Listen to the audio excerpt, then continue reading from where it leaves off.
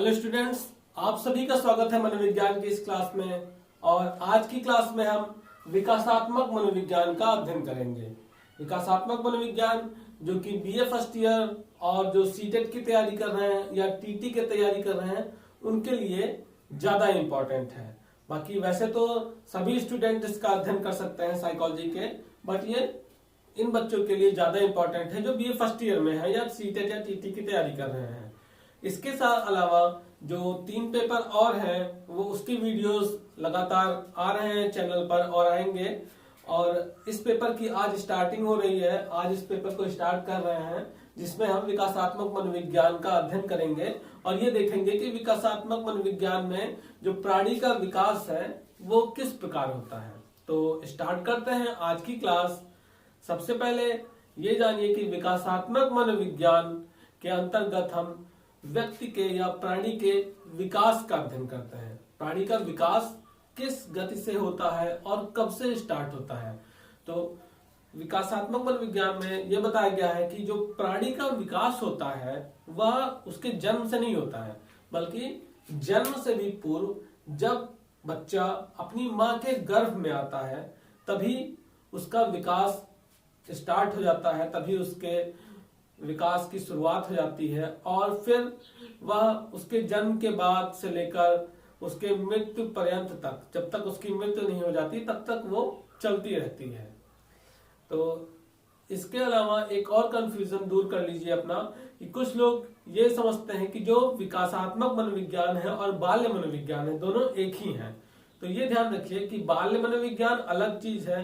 बाल्य मनोविज्ञान में हम केवल बच्चे के जन्म से पूर्व से लेकर और उसके बाल्यावस्था तक का अध्ययन करते हैं, जबकि विकासात्मक मनोविज्ञान में हम बच्चे के गर्भाधान में आने से, मतलब जब वो बच्चा अपनी माँ के गर्भ में आता है तब से लेकर और जन्म के बाद बाल्यावस्था, युवावस्था, प्रौढ़ावस्था और वृद्धावस्था होते हुए उसके मृत्यु पर्यंत तक का अध्ययन किया जाता है। तो आज की क्लास में हम देखेंगे कि विकासात्मक मनोविज्ञान की प्रकृति क्या है। स्टार्ट करते हैं आज की क्लास।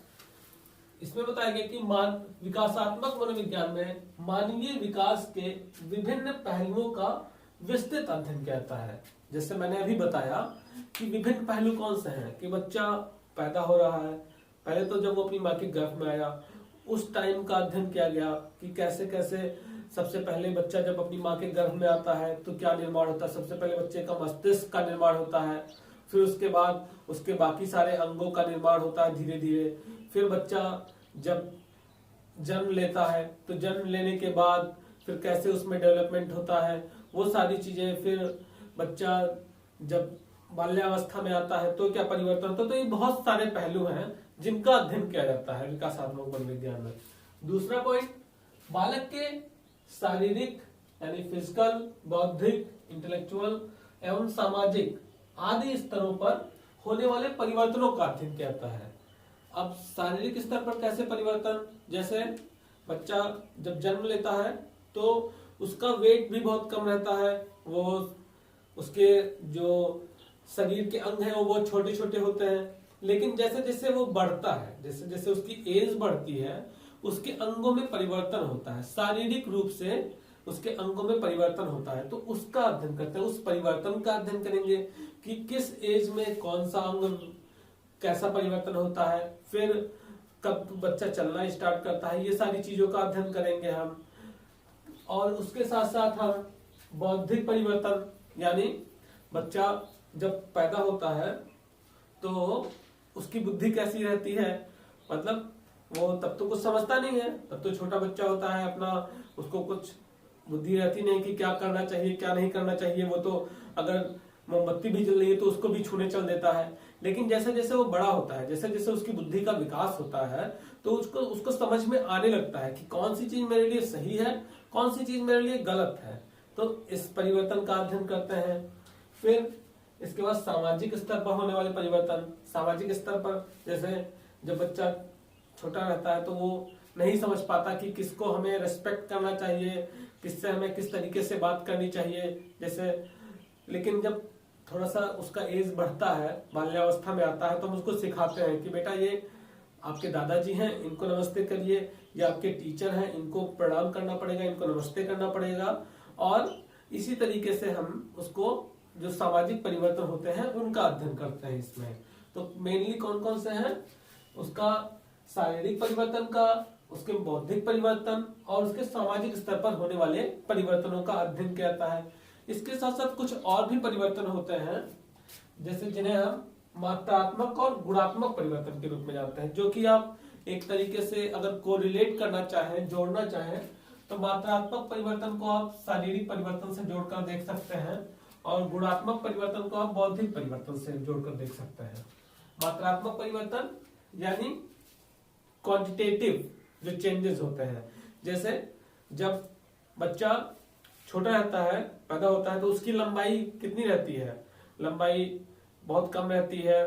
फिर 4 साल बाद उसकी लंबाई में परिवर्तन हो गया, 6 साल बाद, 8-10 साल बाद उसकी लंबाई में और परिवर्तन हो गया। तो ये जो परिवर्तन है इसको आप माप सकते हैं, इसको आप माप सकते हैं, इसीलिए इनको क्या कहते हैं, इनको हम मात्रात्मक परिवर्तन कहते हैं। अब बात करते हैं गुणात्मक परिवर्तन की। तो गुणात्मक परिवर्तन कैसे होते हैं कि जैसे बच्चा है, अब वो उसने डांस सीख लिया, तो डांस सीख लिया या सिंगिंग सीख लिया, तो ये क्या है, ये गुणात्मक परिवर्तन है, उसके गुणों में उसने अपनी वृद्धि कर ली। ठीक है। अब एक चीज और देखेंगे कि जो परिवर्तन होते हैं वो किन चरणों में होते हैं। बच्चे में या एक प्राणी में जो परिवर्तन होते हैं वो किन चरणों में होते हैं, तो ये 2 चरणों में मेनली होते हैं, मेनली 2 चरणों में माना गया है। जैसे हम इसको एक ग्राफ से देख, ये समझ लीजिए कि बच्चे का डेवलपमेंट का ये साइकिल है कि डेवलपमेंट किस तरीके से होता है। यहां पर ये बच्चा अपनी माँ के गर्भ में आता है, तब से लेकर इसको हम कह सकते हैं प्रीनेटल स्टेज, प्रीनेटल या गर्भाधान की अवस्था। अब यहां से बच्चा जन्म लिया, फिर ये हो गया आपका डेथ, मृत्यु। तो प्रीनेटल स्टेज से बच्चे का डेवलपमेंट स्टार्ट हुआ, बच्चा अपनी माँ के गर्भ में आया, फिर जो ये डेवलपमेंट है, ये डेवलपमेंट कहां तक, ये हम लिख सकते, एक तरीके से कह सकते हैं प्रौढ़ावस्था तक, प्रौढ़ावस्था तक यानी 40 साल की एज तक कह सकते हैं, 35 से 40 साल की एज तक कह सकते हैं। ये वैसे तो 35 से 40 साल की एज तक क्या होता है कि उसमें वृद्धि होती है। किस तरीके की वृद्धि होती है, जैसे बच्चा जब छोटा रहता है तो उसकी पावर कम रहती है, उसकी शक्तियां कम रहती हैं, शारीरिक शक्तियां भी कम रहती हैं, मानसिक शक्तियां भी कम रहती हैं।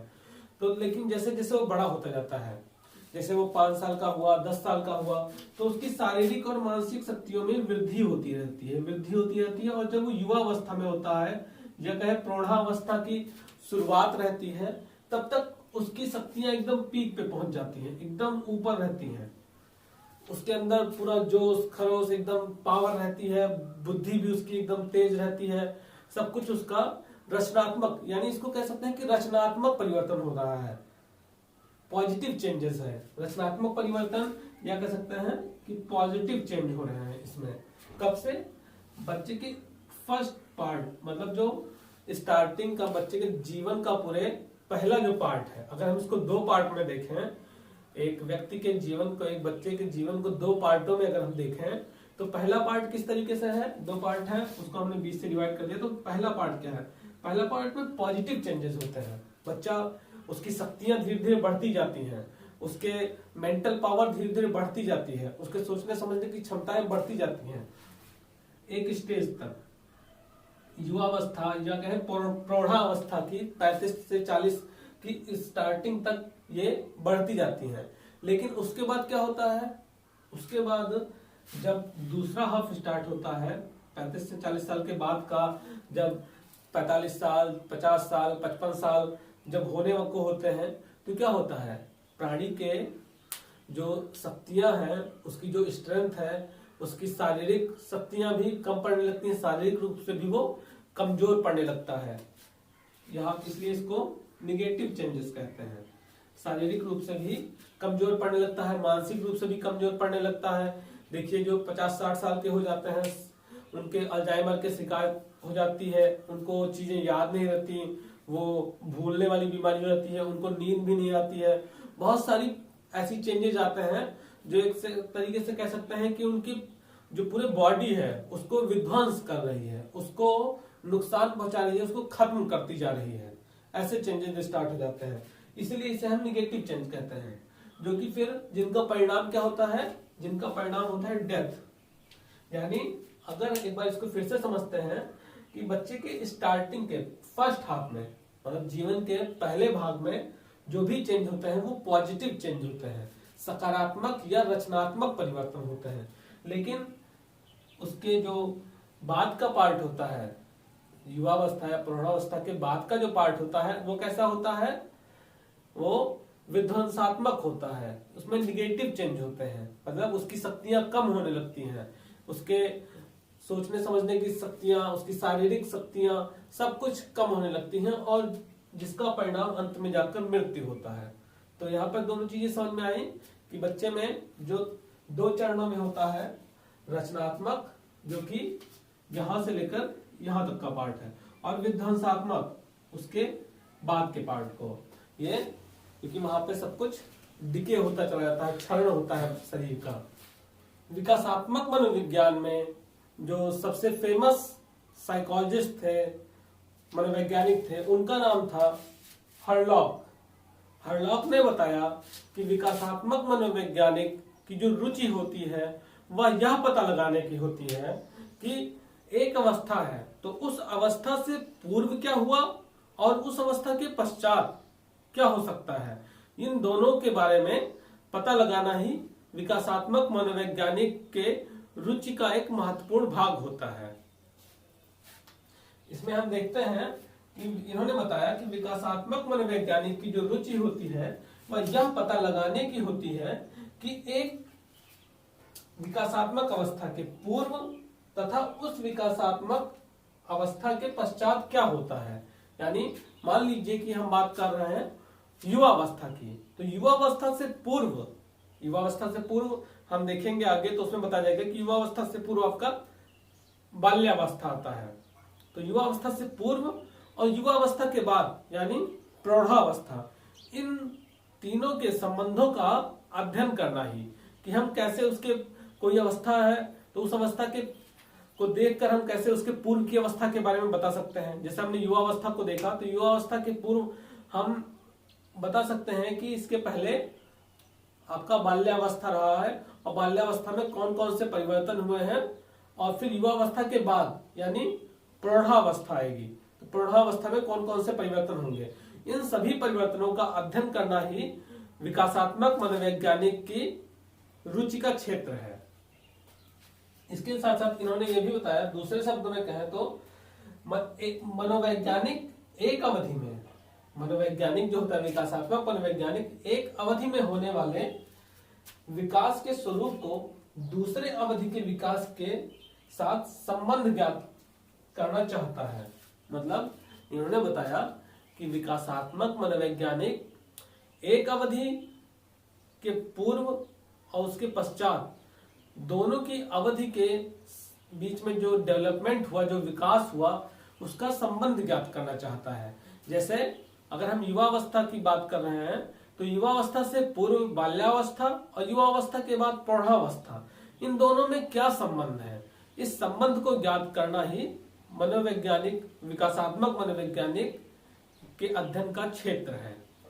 तो इसके बाद अब हम एक बार पहले क्विक रिवीजन कर लेते हैं और उसके बाद फिर हम इसकी परिभाषा और इसके विषय क्षेत्र का अध्ययन करेंगे। तो विकासात्मक मनोविज्ञान की प्रकृति, जिसमें बताया गया है कि विकासात्मक मनोविज्ञान में मानव के विभिन्न पहलुओं का अध्ययन किया जाता है, उसका जो परिवर्तन होता है विकासात्मक मनोविज्ञान में, जो बालक का शारीरिक, बौद्धिक और सामाजिक परिवर्तन होता है उसका अध्ययन करते हैं। फिर ये देखा गया कि बालक में परिवर्तन के प्रकार मात्रात्मक और गुणात्मक, यानी जो कुछ क्वालिटेटिव चेंजेस आते हैं, कुछ क्वांटिटेटिव चेंजेस आते हैं, उनका अध्ययन करते हैं। फिर जो परिवर्तन के चरण है, जो विकास के परिवर्तन के चरण है, वो 2 चरण है। पहले में रचनात्मक होता है, उसके बाद में विध्वंसात्मक होता है, और फिर ये देखा गया कि विकासात्मक मनोवैज्ञानिक किस चीज की अध्ययन में रुचि लेता है, यानी वह एक चरण से पहले क्या हुआ और उस चरण के बाद क्या होने वाला होगा, उन दोनों के संबंधों का अध्ययन करना चाहता है। तो अब हम विकासात्मक मनोविज्ञान की परिभाषा का अध्ययन करेंगे और उसके साथ साथ उसके विषय क्षेत्र और विकास की अवस्थाओं को देखेंगे। तो विकासात्मक मनोविज्ञान की जो सबसे प्रमुख परिभाषा है वो हरलॉक के द्वारा दी गई। हरलॉक, जिन्हें हम विकासात्मक मनोविज्ञान के जनक के रूप में भी जानते हैं, कई जगह उनको जनक बताया गया है कि विकासात्मक मनोविज्ञान के जनक हरलॉक हैं। तो इन्होंने बताया कि विकासात्मक मनोविज्ञान का जो उद्देश्य है, विकासात्मक मनोविज्ञान का जो उद्देश्य है वह यह है कि व्यक्ति के जीवन में प्रत्येक चरण में जो परिवर्तन हो रहे हैं उन परिवर्तनों को स्पष्ट करना या उन परिवर्तनों का अध्ययन करना। जैसा ये डेफिनेशन में है, आप लिख लेंगे इसको कि विकासात्मक मनोविज्ञान की वह शाखा है जिसका उद्देश्य व्यक्ति में जीवन पर्यंत होने वाले प्रत्येक परिवर्तनों को स्पष्ट करना है, मतलब उसको बताना है या उसका अध्ययन करना है। इसके बाद हम इसके विषय क्षेत्र को देखते हैं, इसके स्कोप को देखते हैं, स्कोप ऑफ डेवलपमेंटल साइकोलॉजी। तो उसमें क्या क्या है कि व्यक्ति में होने वाले विभिन्न परिवर्तनों का अध्ययन करना। विकासात्मक मनोविज्ञान के विषय क्षेत्र में व्यक्ति में जो परिवर्तन होते हैं उनका अध्ययन करना। फिर दूसरा पॉइंट है आपका कि उन परिवर्तनों का कारण क्या है। जो भी विकासात्मक मनोविज्ञान में बताया गया कि जो भी व्यक्ति में परिवर्तन हो रहे हैं, वो चाहे शारीरिक परिवर्तन हो, बौद्धिक परिवर्तन हो, सामाजिक परिवर्तन हो, उन परिवर्तनों का कारण क्या है, कौन कौन से कारण हैं। फिर विकास की अवस्थाओं का अध्ययन करेंगे और उन अवस्थाओं में जो विशेषताएं होती हैं उन विशेषताओं को देखेंगे। विकासात्मक मनोविज्ञान की विभिन्न अवस्थाएं हैं जिनका अभी हम आगे अध्ययन करेंगे। तो उसके बाद हम ये देखते हैं कि सामान्य विकास क्रम में आने वाली समस्याओं का अध्ययन। सामान्य विकास क्रम में मतलब एक जो विकास का एक सेट पैटर्न है, कई बार उसमें समस्याएं आ जाती हैं, अवरोध आ जाते हैं। तो अवरोध क्यों आ रहे हैं उनका अध्ययन करेंगे। फॉर एग्जाम्पल, जैसे एक बच्चा है तो वो अमूमन 9-10 महीने होते होते वो बोलने लगता है, थोड़ा बहुत बोलने लगता है। लेकिन कोई बच्चा 3 साल हो गया, बच्चा 3 साल का हो गया और तभी भी वो नहीं बोल पा रहा है, कुछ भी नहीं बोल पा रहा है। तो यानी क्या है, ये एक सेट पैटर्न, एक जो सेट पैटर्न चलता है कि हाँ बच्चा इतने वर्ष में बोलने लगेगा, इतने वर्ष में चलने लगेगा, उसमें क्या हुआ, उसमें एक समस्या आ गई। तो समस्या क्यों आई, उस चीज का अध्ययन करना, यानी सामान्य विकासात्मक क्रम में आने वाली समस्याओं का अध्ययन करना। जो एक सेट पैटर्न है उसमें कौन सी समस्या आ गई, उस समस्या का हम अध्ययन करेंगे कि बच्चा अगर नहीं बोल पा रहा है, 3 वर्ष का हो गया उसके बाद भी नहीं बोल पा रहा है, तो उसके पीछे रीजन क्या है, उस समस्या को हम देखेंगे। फिर अगला पॉइंट आपका लास्ट पॉइंट है विकासात्मक परिवर्तनों के संबंध में पूर्व कथन या भविष्य कथन। जिसे विकासात्मक जो परिवर्तन हो रहे हैं उसके बारे में पूर्व कथन, कि हम बता सकें कि पहले क्या हुआ हो, या भविष्य कथन बाद में क्या होगा। जैसे बच्चा है, अगर वो नहीं बोल पा रहा है, अगर वो, या कोई बच्चा है जो 10 साल का हो गया और 10 साल का हो गया फिर भी वो 2 साल के बच्चों की तरह हरकतें कर रहा है, तो उसमें पूर्व कथन क्या किया जा सकता है। अगर हम उसका विकासात्मक मनोविज्ञान के अंतर्गत उसका अध्ययन करेंगे तो हम पूर्व कथन ये कर सकते हैं, मनोवैज्ञानिक ये कर सकते हैं कि हो सकता है कि ये जब अपने माँ के गर्भ में रहा हो या पैदा हुआ हो, छोटा रहा हो, तो उस समय कोई दुर्घटना हो गई हो, कुछ मस्तिष्क के आघात लग गया हो, जिसकी वजह से इसके मस्तिष्क का डेवलपमेंट नहीं हो पाया और ये बच्चा 10 साल का होने के बाद भी 2 साल की तरह हरकत कर रहा है। जैसे आप लोगों ने एक मूवी देखी होगी, अगर आप लोगों ने देखा होगा तो आप लोगों ने एक मूवी देखी होगी, कोई मिल गया। तो उसमें जो एक्टर रहता है वो 17-18 साल का रहता है, लेकिन फिर भी वो एक 10 साल के बच्चे की तरह हरकत करता है। तो क्यों है, क्योंकि हम देखते हैं उसमें कि जब वो अपनी माँ के गर्भ में था, तो क्या हुआ था कि उसकी माँ का एक एक्सीडेंट हो गया था, जिसकी वजह से उसका जो मेंटल डेवलपमेंट है, वो मस्तिष्क का विकास नहीं हो पाया था, वो रुक गया था, उसमें बाधा पहुंच गई थी। तो इन सब का हम इसी वजह से उसका पूर्व कथन कर सकते हैं कि हो सकता है ऐसा हुआ हो जिसकी वजह से ये प्रॉब्लम हो रही हो, और उस आधार पर हम ये भी कह सकते हैं कि ये आगे भी ऐसा ही रहेगा, भविष्य कथन कर सकते हैं उसके बारे में। तो ये चीजें हम यहाँ पर देखते हैं, ये इसका विषय क्षेत्र हो गया। अब इसके बाद विकासात्मक मनोविज्ञान में कुछ विकास की अवस्थाएं बताई गई हैं, जिन अवस्थाओं को आज हम उनके बारे में थोड़ा सा जान लेंगे। फिर अगली वीडियो में हम एक एक अवस्था के बारे में हम डिटेल्स में अध्ययन करेंगे। तो देखते हैं विकास की अवस्थाएं, स्टेजेस ऑफ डेवलपमेंट। उसमें जो पहली अवस्था है वो है गर्भावस्था। गर्भावस्था का टाइम पीरियड क्या होता है? गर्भाधान से लेकर जन्म तक, यानी जब बच्चा अपनी माँ के गर्भ में आया उस स्टेज से लेकर जन्म तक के जो टाइम पीरियड होता है उसे हम कहते हैं गर्भावस्था, जो कि अमूमन 9 मंथ्स का होता है। उसके बाद शैशवावस्था आता है। शैशवावस्था यानी बच्चा जब जन्म ले लेता है, जन्म से 2 सप्ताह जन्म से 2 वीक का जो समय होता है बर्थ के बाद, वो कहलाता है आपका शैशवावस्था। उसके बाद शिशुअवस्था, जो कि 2 सप्ताह से लेकर 2 वर्ष की जो अवस्था होती है बालक की, उसे हम शिशु अवस्था कहते हैं। और इसके बाद आता है आपका पूर्व बाल्यावस्था, मतलब बाल्यावस्था के पहले की अवस्था, जो कि 2 वर्ष से 6 वर्ष तक की होती है। और फिर आपका आता है उत्तर बाल्यावस्था। उत्तर बाल्यावस्था यानी 6 वर्ष से 12 वर्ष की जो अवस्था होती है हम उसे उत्तर बाल्यावस्था कहते हैं।